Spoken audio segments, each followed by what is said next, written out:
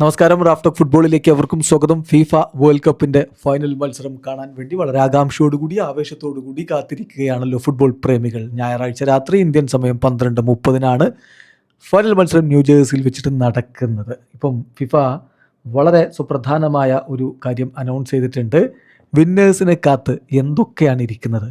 സാധാരണ വിന്നേഴ്സിന് ട്രോഫി കൊടുക്കും, original trophy കൊടുക്കും, പിന്നെ അതിൻ്റെ റെപ്ലിക്ക കൊടുക്കും. അതെല്ലാവർക്കും അറിയാവുന്ന കാര്യമാണ്. പിന്നെ അതിന് കൂടാതെ ഗോൾഡ് മെഡൽ, വിന്നേഴ്സിന് ഗോൾഡ് മെഡൽ കൊടുക്കും. എന്നാൽ ഇത്തവണ അതും കൂടാതെ മറ്റൊരു സമ്മാനം കൂടി ഫിഫ ഒരുക്കുന്നുണ്ട്. മറ്റൊന്നുമല്ല, ഒരു റിംഗ് ആണ് കൊടുക്കുന്നത്, ഒരു മോതിരം.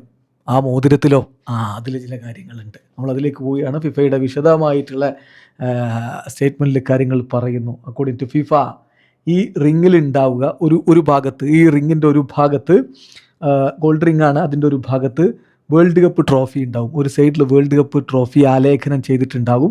മറ്റേ ഭാഗത്ത് പേഴ്സണലൈസ്ഡ് എലമെൻറ്റ്സ് ആയിരിക്കും. ഓരോ ടീമിനെയും, വിന്നിങ് ടീമിനെ റെപ്രസെൻ്റ് ചെയ്യുന്ന പേഴ്സണലൈസ്ഡ് എലമെൻ്റ് ആയിരിക്കും.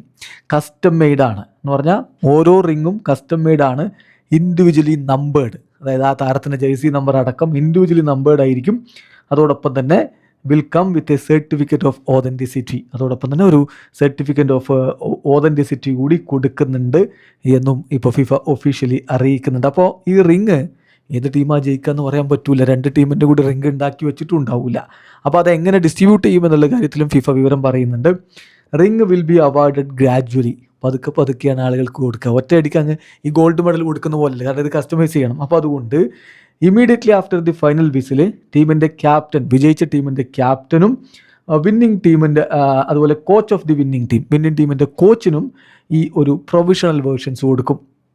അത് കഴിഞ്ഞിട്ട് ആഫ്റ്റർ ദാറ്റ് താരങ്ങളെല്ലാവരും ഒരു പേഴ്സണലൈസേഷൻ പ്രോസസ്സിലൂടെ കടന്നു പോയതിന് ശേഷമായിരിക്കും ഈ ഒരു റിങ് പിന്നീട് അവർക്ക് ലഭിക്കുക. അതായത് ആ ഡെലിഗേഷനിലുള്ള അവരുടെ ടീമിലുള്ള എല്ലാവർക്കും അത് ലഭിക്കും.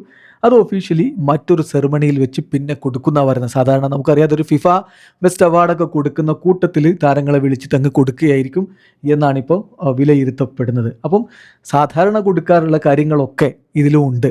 പ്ലസ് ഈ ഒരു അഡീഷണൽ അവാർഡ് കൂടി കൊടുക്കാനാണ് ഫിഫ തീരുമാനിച്ചിരിക്കുന്നത്. FIFA confirmed that in addition to the rings, winning ടീമിന് ചാമ്പ്യൻസ് ട്രോഫി കൊടുക്കും. അതായത് ചാമ്പ്യൻസിലുള്ള ട്രോഫി കൊടുക്കും, as well as the traditional gold മെഡൽസും കൊടുക്കും, പ്ലസ് ഈ റിങ്ങും കൊടുക്കും. അപ്പോൾ അത് മെസ്സിക്കും സംഘത്തിനും ആണോ ആ മോതിരം ലഭിക്കുക, അതല്ല യമാലിനും ടീമിനും ആയിരിക്കുമോ? Just wait and see. Video അവസാനിക്കുന്ന ഫുട്ബോൾ ലോകത്തെ കൂടുതൽ വിശേഷങ്ങളുമായി റാഫ്റ്റോക്സ് എത്താം.